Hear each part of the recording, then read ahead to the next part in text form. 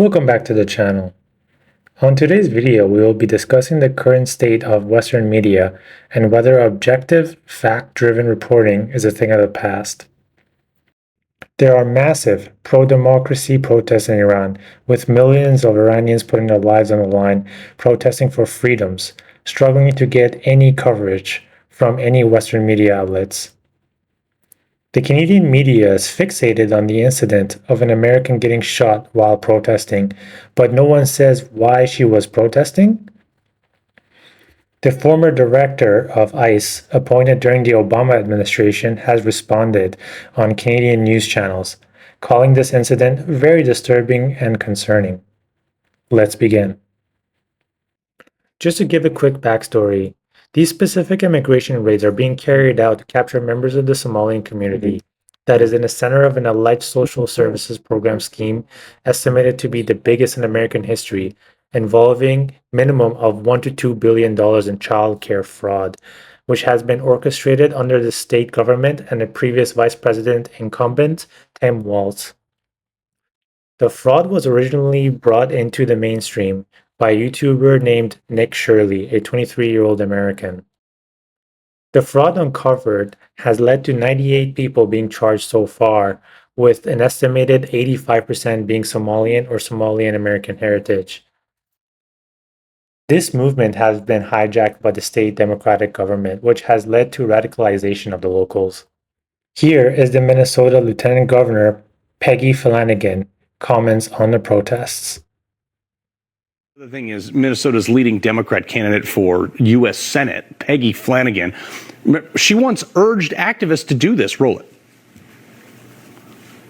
Are being disappeared. P.S. Without due process, it is just called kidnapping. Then show up and use your voice. Put your body on the line.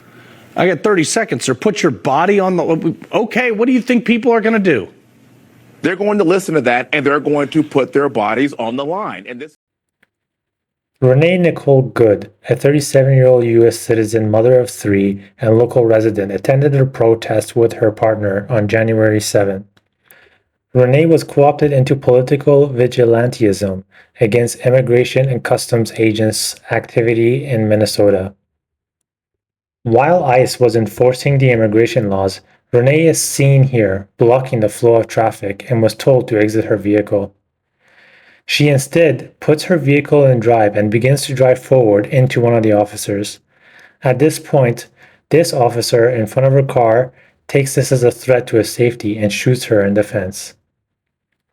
CTV broadcasts this incident by conveniently deleting the parts of the video that shows an officer in front of the vehicle and does not mention this fact at all throughout. They then say that police officers are required to follow the Constitution and give due process.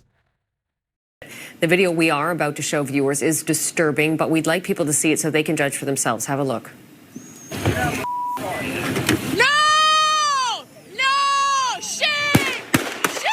Apparently there isn't audio on this right now, but there are officers who approach and they say, get out of the car. And then moments later, as the car... Often dangerous job, but you're also required to follow the Constitution and give people certainly due process and plenty of opportunity. You have to consider the context of this shooting, and that is the woman was apparently, from what we can see in the video, in the middle of the road. She was not endangering anybody. If in fact she was obstructing law enforcement in its duties, in this case ICE officials, then that's something that has to be dealt with, certainly. But to the extent of the response that was given, and that is there are two officers specifically face-to-face with the victim, one eyeballing that person at the window, who did not draw their guns, who were not in fear from what we could see for their lives, and yet another person, a third person, the shooter, comes around and begins shooting as the car is turning away from him. So there's so many questions here, so many causes for concern.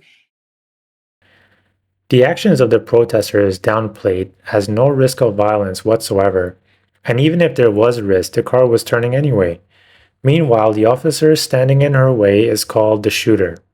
The amount of factual manipulation and intellectual dishonesty in one video is truly astonishing. No lawyer or law student will ever give legal advice. However, I will make an exception.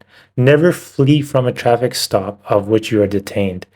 The side of the road is not a place to demand due process nor to launch a constitutional challenge. Police officers in every jurisdiction I've experienced can use reasonable force based on the circumstances as they reasonably perceive them. That is, they can use the same level of force applied or perceived to be applied onto them, which in this case is deadly force. Moving on to the massive protests in Iran entering its 12th day. The protests come off of a 2022 movement of the Women Life Freedom protest, which saw violent crackdown from the Islamic Revolutionary Guard Corps, a listed terrorist organization. Once again, these protests have been met with blackouts of the internet and telephone lines. The government uses this courage to violently resist the uprising, as they have done so previously. Since the blackout, there are reportedly hundreds of fatalities, with the real figures likely to be in the thousands, and yet I have been inundated with the aforementioned incident from the Canadian media. I have compiled a complete news feed from my YouTube channel over the past 2 days to show the viewers exactly what it looks like.